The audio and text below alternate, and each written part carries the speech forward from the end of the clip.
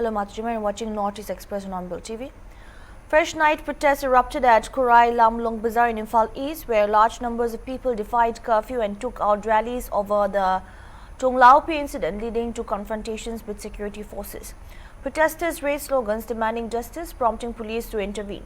Security personnel resorted to firing tear gas, shells and mock bombs to disperse the crowd. Several individuals sustained injuries during the clashes and were admitted to JNIMS for treatment. Civil society organizations have lined up a series of agitations and warned of intensifying protests even as the case has been handed over to the National Investigation Agency NIA.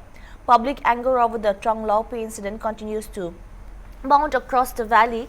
Authorities have relaxed curfew from 5 a.m. to 5 p.m. in Imphal East, Imphal West, Thoubal and Kakching districts to allow limited movement. However, in Bishnupur district, where the incident occurred and which has now emerged as the epicenter of protests, curfew has been relaxed only from 5 a.m. to 10 a.m.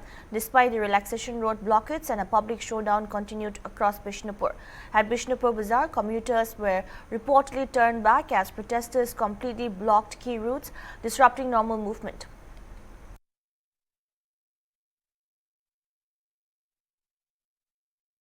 Minister of Arunachal Pradesh Pema Khandu blamed the opposition parties for the failure of Constitution 131st Amendment Bill in Lok Sabha.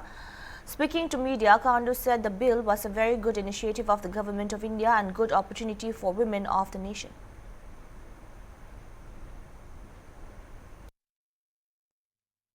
आज parliament में नहीं हुआ, पास नहीं हो पाया, तो थोड़ा दुख लगा। ये थोड़ा नहीं, बहुत ही दुख लगा। इनफैक्ट नेशनल स्टेज पार्लियामेंट में पता नहीं क्या हो जाता है। ये बहुत अच्छा इनिशिएटिव था। ये बिल जो एक्चुअली 2023 में पास हुआ था वहाँ पे, और जो पास हुआ था वहाँ पे सभी एमपी लोग ने सपोर्ट किया था। उनका कंडीशन वही था कि बाय 2029 इसको रोल आउट होना चाहिए। तो रोल आउट होने के लिए there should be certain rules कि मतलब किस आधार पर इसको रोल आउट करना है। तो माननीय प्रधानमंत्री जी ने पूरा एक्सरसाइज करके इस बार पार्लियामेंट में सेशन बुला के पेश किया वहां पे। तो देखे तो अभी सब लोग अपोजिशन लोग सब लोग मुकर गया। तो ये एक कॉन्स्टिट्यूशनल अमेंडमेंट टाइप का होता है जिसमें आपको 2/3 मेजोरिटी चाहिए। सिंपल मेजोरिटी से ये पास नहीं होगा। उसके लिए अभी अपोजिशन का जो भी एमपी है उस लोगों को भी सपोर्ट करना होगा। सो ये देखिए अभी अपोजिशन लोग खास करके हमेशा जो वो लोग नारी शक्ति वुमेन्स रिजर्वेशन होना चाहिए जो एक्चुअल जो होने को है तो फिर वो लोग वापस मुड़ गया है। So I totally blame all those those political parties आज जो पार्लियामेंट में जो वोटिंग में साथ नहीं दिया है उसका हम पूरा अपने स्टेट के जितने भी महिला है उनकी तरफ से हम पूरा कंडेम करते हैं। मगर हमें पूरा आशा है आने वाला दिनों में भी इसमें और भी डिस्कस करके ऑनरेबल पीएम साहब कुछ ना कुछ वे आउट निकालेंगे। So this was a very good opportunity for our women, not only for our country, for our state, but the entire country. अब रिसेंटली कल ही यहाँ पे एक फंक्शन हुआ है ईटानगर में। The participation was enormous. अपना यहाँ का महिला लोग they were so happy कि अभी ये मतलब रूल्स बनेगा, ये अभी मतलब फाइनल हो जाएगा। सो इस प्रकार का नेशनल स्टेज में कोई ऑपोजिशन होता है जिसका कोई अकल नहीं होता है, इस तरह का लोग देख डेमोक्रेसी के नाम में make such funny decisions. So I totally condemn. A one-day tech conclave titled Vigyan 1.0 was organized on April 18, 2026 by Think India at the Guest House Auditorium of the National Institute of Technology and IT, Silchar. The theme of the event was Role of Technology and AI Building a Developed India 2047. Eminent personalities from across the country participated in the conclave and held discussions on the importance of technology and artificial intelligence in shaping India's future. Speakers included Professor Dilip Kumar Badia, Director of NIT Silchar, Dr. Rishi Padnagar, expert in digital transformation, Kalyan Jit Hatibarwa, Web and AI expert Professor KVS Sharma, Professor Uday Shankar Dixit from IIT Guwahati, and public speaker and psychologist Mrinalini Dixit. The speakers emphasized that AI digital transformation and innovation could play a key role in building India into a developed and self-reliant nation by 2047. They urged students, researchers and youth to focus on innovation, entrepreneurship and sustainable technology. Participants actively engaged in the question and answer session and exchanged views on the future of technology. Think India said such platforms continue to encourage youth participation and innovation. The conclave also highlighted the growing role of technology and AI in shaping a developed future for India. तो अभी जो programme चल रहा है guest house NIT Silchar में विज्ञान 1.0 think India NIT Silchar करवा रही है। इस प्रोग्राम का उद्देश्य ये है कि बच्चों को जो एआई और टेक का जो अभी रिवॉल्यूशन हो रहा है, उससे लाइफ पे क्या इम्पैक्ट पड़ रहा है, फ्यूचर जॉब्स पे क्या इम्पैक्ट पड़ेगा, और विकसित भारत 2047 उस पे इसका क्या रोल होने वाला है, इस चीज़ पे भी डिस्कशन चल रहा है। मीन्स बहुत सारे डिग्निटरीज आए हुए हैं, प्रोफेसर्स आए हुए हैं, है ना। एनएलयू असम से केवीएस शर्मा सर आए हुए हैं, ऋषि भटनागर सर लाभा मोबाइल के चेयरमैन है, वो आए हुए हैं। अभी जस्ट उनका स्पीच खत्म हुआ है, जिन्होंने बहुत अच्छा इंसाइट्स दिया। बच्चे लोग मतलब उनके बातों से समझ पा रहे हैं कि लास्ट जनरेशन में टेक कैसे इम्पैक्ट किया जॉब्स वगैरह को। अभी का जो टेक है, एआई का रिवोल्यूशन, वो कैसे इम्पैक्ट करने वाला है। कल्याणजीत सर है, वो बगल में ही है, आप उधर देख सकते हैं, अभी उनका सेशन होगा। तो ये थिंक इंडिया जो ये सेशंस करवा रही है, इसका मेन मोटो ही है कि बच्चों को, जो यूथ है, जो आगे जाके लीड लेने वाले हैं, वो टेक और एआई उसको किस तरह से ग्रैप्स करे, उसका यूज़ करे। और बेसिकली मतलब वो इनोवेशन और स्टार्टअप से रिलेटेड, मतलब हमें जॉब्स लेना नहीं है, हमें जॉब्स क्रिएट करना है। खुद का स्टार्टअप, खुद का इकोसिस्टम इंडिया में कैसे डेवलप हो, है ना। जैसे अभी ऋषि सर ने बोला कि गूगल, माइक्रोसॉफ्ट, ये सब बाहर ही फाउंड क्यों हो, है ना। तो वो सब चीज़ इंडिया में भी हो, उसके ऊपर डिस्कशन चल रहा है, मतलब मोटिवेशन चल रहा है कि हम लोग किस तरह से यूथ जो इसमें कंट्रीब्यूट कर सकती है। आज हमारे 5 डिग्निटरीज आए हैं। पहले एक professor KVS Sharma sir, vice chancellor NLU Assam के। दूसरे ऋषि भटनागर सर है, आईटी इंडस्ट्री में बहुत जाने माने चेहरे हैं, अलावा मोबाइल्स के एक्स चेयरमैन रह चुके हैं। फिर कल्याणजीत सर है, एआई के फील्ड में बहुत अच्छा काम कर रहे हैं। मृणाली दीक्षित जी है, यूथ पार्लियामेंट में बहुत अच्छी स्पीकर है। और दीक्षित सर आईटी गुवाहाटी से मैकेनिकल डिपार्टमेंट के प्रोफेसर, वो भी आए। आज के प्रोग्राम में 300 पार्टिसिपेंट्स है अभी, और जो बच्चे फर्स्ट से फोर्थ ईयर तक है, कुछ एमटेक पीएचडी के भी है। The Indian Army, in coordination with the National Disaster Response Force, NDRF, State Disaster Response Force, STRF, and Shashrata Seema Bal SSP, conducted a joint flood relief exercise titled Jal Rahat 2026 on Saturday to enhance preparedness for flood-related emergencies. The exercise was held at the campus of the Indian Institute of Technology, Guwahati, in Guwahati. It aimed to strengthen interagency coordination and improve operational readiness in responding to large-scale flood scenarios. Simulated rescue operations, evacuation drills, medical response, and relief distribution were carried out to ensure swift and efficient action during real-time disasters. During the drill, teams demonstrated the use of modern rescue equipment, boats, and advanced communication technologies. Special emphasis was placed on medical preparedness, including triage first aid and casualty evacuation procedures. DIG and SSP Rajneesh Ramba said the initiative brought together multiple agencies, local communities, and institutions in an unified effort. He stated that the program involved the local population of forces units of the Army, NDRF, STRF, SSB, state police, and the administration working together with a common objective. He added that in the event of floods in Assam, the aim was to ensure that even the last person in need could be reached and rescued efficiently, and that exercise demonstrated that commitment. Lamba further said that the students from the schools, NCC colleges, and IITs also participated in the exercise, highlighting the importance of citizen awareness and participation in disaster response. He noted that the exercise served as an example for students and citizens, showing how they too could act responsibly and contribute to relief efforts during emergencies. ये एक ऐसा कार्यक्रम जिसमें local population का, सभी forces का, सभी belted हमारी यूनिट्स, आर्मी की, NDRF, SDRF, SSB, state police, state administration, उन सब की एक कॉमन एंडेवर, कॉमन कोऑपरेशन से आने वाले समय में कभी भी अगर असम स्टेट में कहीं पर भी किसी भी जगह में बाढ़ जैसे हालात होते हैं, पैदा होते हैं, तो उसको किस तरह से तुरंत फास्टेस्ट मीन से, कॉमन एफर्ट से, एक कॉमन आदमी जो last man on the border है वहाँ तक कैसे पहुँचा जाए और उसको किस तरह से रिलीफ और रेस्क्यू किया जाए, ये उसका एक एफर्ट था, एक उसका शोकेस था।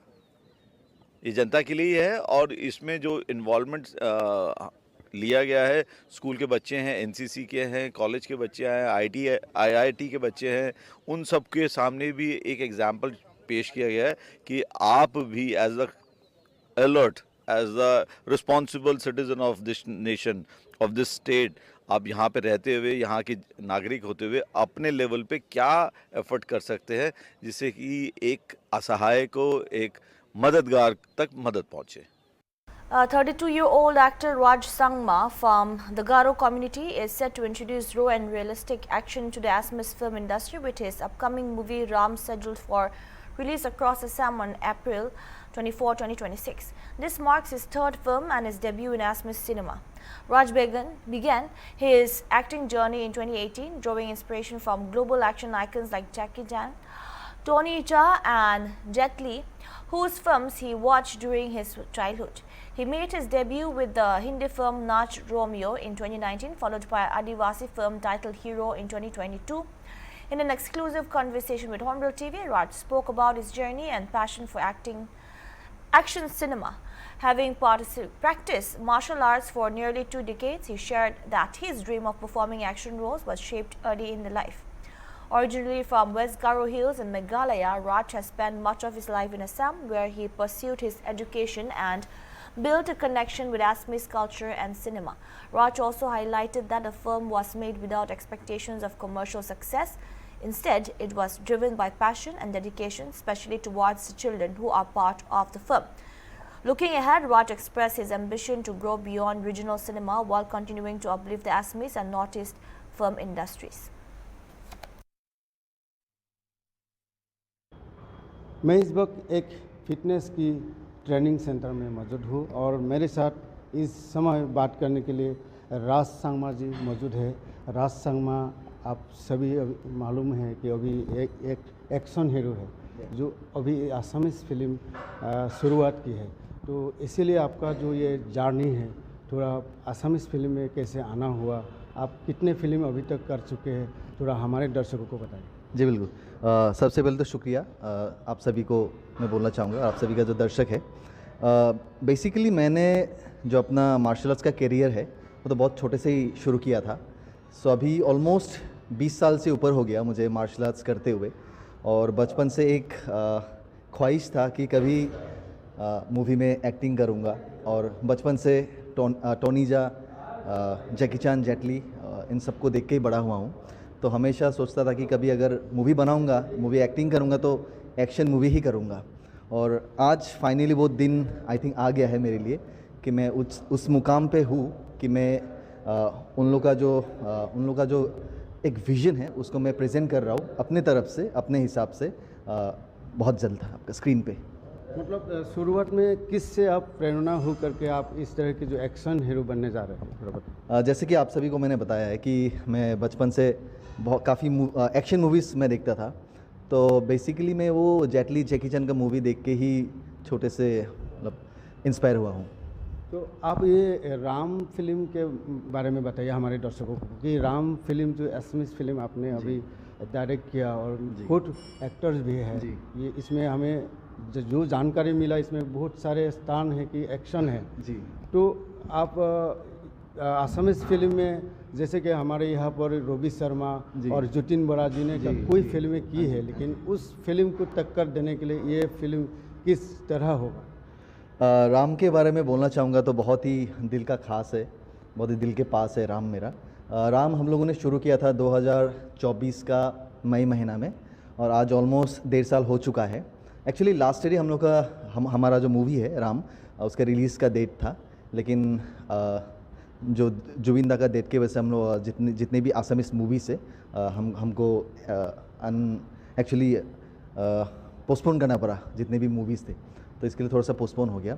और राम जो मूवी है ये एक्चुअली फुल आपका एक्शन बेस्ड मूवी है, और इसमें आप लोग स्टोरी भी काफ़ी हद तक जो छोटे छोटे बच्चे हैं, अनाथ आश्रम के बच्चे, उनके ऊपर ये मूवी जो स्टोरी है वो निर्धारित है। और मेरा विश्वास है कि दर्शकों को ज़रूर ये मूवी पसंद आएगा। जो राम का और बच्चों का जो इस फिल्म में जो मिलन हम लोगों ने दिखाया है, तो आई थिंक वो ज़रूर ऑडियंस को भाएगा। आप एक गारो कम्युनिटी से आप बिलोंग्स करते हैं, तो आप असमीज फिल्म में आना, ये असमीज फिल्म करना, ये कैसा मतलब आपका सोर्स है? It's an interesting question. Actually मैं बचपन से बाहर ही रहा हूँ। मैं मेघालय से बिलोंग करता हूँ, वेस्ट गारो हिल्स फुलबाड़ी से बिलोंग करता हूँ, लेकिन मैं बचपन से क्लास 6 से मेरा जो पढ़ाई है मैंने वो असम में किया है, तो जिसके वजह से मैं आप लोग बोल सकते हो कि more of I am connected to Assam अभी फ़िलहाल के लिए। तो ऑलमोस्ट 20 साल से ऊपर मुझे यहाँ पे हो गया है, तो ऐसे ही मैं कनेक्टेड हो गया आसामीज़ लोगों से, आसामीज़ जो कल्चर है, आसामीज़ जो मूवी फिल्म इंडस्ट्री है, तो इसी तरह ये जर्नी मेरा शुरुआत हुआ। और बाकी जो हम यंग स्टार है बहुत सारे आसाम में, उनको आप इस फिल्म के ज़रिए किस तरह मैसेज देना चाहेंगे? फिल्म का मैसेज बहुत ही सिंपल और आसान है कि हम लोगों को हमेशा गुड और एविल के बीच में हमेशा हम लोग को जो डिफरेंस है वो हम लोग को हमेशा मालूम चलना चाहिए कि हम लोग क्या सही कर रहे हैं और क्या गलत कर रहे हैं। पावर हर किसी के पास होता है, अगर पावर मिल जाए तो उसका मतलब ये नहीं कि उसका यूज़ आप बुरे काम के लिए करो। तो मेरा मैसेज यही रहेगा राम मूवी के थ्रू कि आप लोग के पास अगर पावर है तो उस चीज़ को आप जिसको मदद चाहिए उनके लिए आपका जो पावर है उसको इस्तेमाल करो और अच्छे काम के लिए आप उसको इस्तेमाल करो मेरे हिसाब से। राम फिल्म से दर्शक से कितने एक्सपेक्ट कर रहे हो? एक्चुअली ये मूवी मैंने कोई भी एक्सपेक्टेशन के लिए नहीं बनाया, ये मूवी मैंने खुद के लिए बनाया है और मेरे जो बच्चे हैं यहाँ पे जो भी एक्टिंग किए हैं एक्चुअली मूवी में, तो ये मूवी उनके लिए बनाया है। और दर्शकों से मुझे यही मैं कहना चाहूँगा कि अच्छे जो मूवीज़ अभी फिल्म इंडस्ट्री में आ रहे हैं, आप सभी इसको सपोर्ट कीजिए। Not only Assam, I am talking in terms of पूरा जो नॉर्थ ईस्ट है हम लोग का, अभी जितने भी अच्छे मूवीज़ आ रहे हैं आप लोग हमेशा सपोर्ट कीजिए। और हमारा जो असमीज़ फिल्म इंडस्ट्री इसको भी हम लोग, जैसे जुबिंदा बोला है कि हमारा जो मूवी इंडस्ट्री हमेशा इसको आगे बढ़ा के हमको लेके जाना है। और आखिरी सवाल है, आने वाले दिनों में अगर आपको बॉलीवुड में अगर ज़्यादा फिल्म बनाने पड़ेगी या चांस मिलेंगे, आप करेंगे? और आने वाले दिनों में और क्या क्या कदम उठाना चाहेंगे? विज़न तो बहुत ही लंबा है, बॉलीवुड से बॉलीवुड बोल के नहीं, अभी मैं मेहनत कर रहा हूँ और आगे सब कुछ तो एक्चुअली ऊपर वाले के हाथ में है। तो भगवान जो भी मेरे लिए लिखा है वही होगा, एक्चुअली वही होना है। लेकिन हम लोग मेहनत करते जाएंगे और असमीज़ फिल्म इंडस्ट्री और हमारा जो नॉर्थ ईस्ट का फिल्म इंडस्ट्री, इसको हमेशा मैं आगे लेके जाऊंगा, वही बोलना चाहूँगा। हमसे बात करने के लिए शुक्रिया। ये थे राज सांगमा, जो एक्शन हीरो है, जो असमीज़ फिल्म है राम अभी रिलीज़ होने जा रहे हैं, उन फिल्म की एक हीरो है। उनका कहना है कि जो आने वाला दिनों में अगर इस तरह की जो फिल्म है, जो सभी दर्शक उनकी फिल्म को देखेंगे। मैं गुवाहाटी से Nakul Chandrabha, hornbill TV. Two people have been killed in a firing incident along National Highway 202 in Ukhrul district, further escalating tensions in the region. According to reports, unidentified armed assailants opened fire on vehicles travelling from Imphal towards Ukhrul on Saturday afternoon near TM Kasum village. Several vehicles came under attack, with at least 3 sustaining damage in the incident. The deceased have been identified as SW Chinau Sang, 46, a resident of Tashar village and a retired personnel of the Naga regiment, and Yarungam Vashum, 42, a resident of Karasum village in Ukhrul district. Security forces rushed to the spot soon after the incident and launched search operations to trace those responsible. Authorities have not yet issued an official statement on the perpetrators. The attack comes a day after the visit of Yumnam Kemchan Singh to Ukhrul and has heightened tensions in the district, with security being tightened along vulnerable stretches of the highway.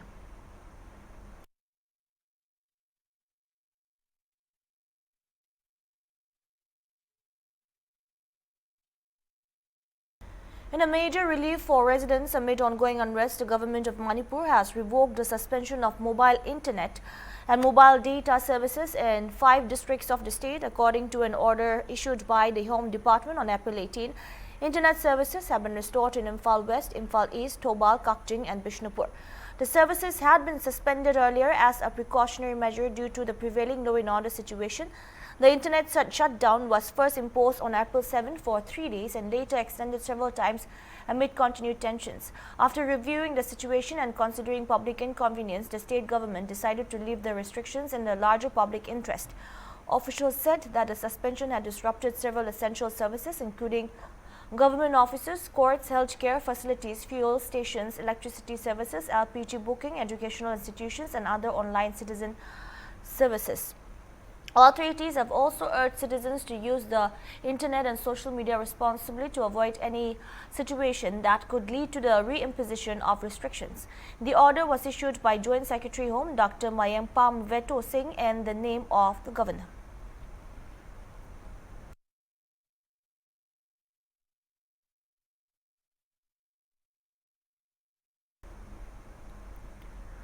Churaibari police in Assam Shribhumi district conducted a raid and seized 3,600 bottles of narcotic cough syrup while arresting 2 drivers. The seizure was made during checking at the Churaibari police checkpost on Guwahati-Agartala route. Police recovered the bottles from a container truck where they were concealed inside wooden boxes along with online goods. Sources said that the market value of the seized contraband is estimated at more than Rs 25 lakh. The arrested drivers were identified as Mofizul Islam from Hajo and Sunti Ali from Nagaon. Police have registered a case under the NDPS Act and further investigation is underway. The container truck bearing registration number AS25 FC6316 has also been seized.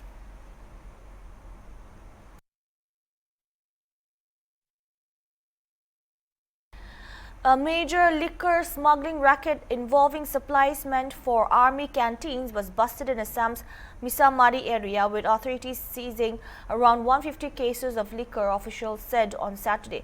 According to officials, the seizure was made on April 17 near the Misamari railway station during a joint operation by Assam Police, the Tezpur-based Kachrat Intelligence Unit and local army authorities. The consignment was originally intended for sale through canteen stores, Department CSD outlets catering to army personnel, but was allegedly being diverted into unauthorized channels. They added that the operation exposed a well-coordinated attempt to smuggle restricted supplies, underlining continued vigilance and coordination among agencies to curb illegal activities and protect the integrity of military supply chains. An FIR has been registered in Misamari police station in connection with the Mamle, and further investigation is underway. That's all we have for now. Keep watching Hornbill TV.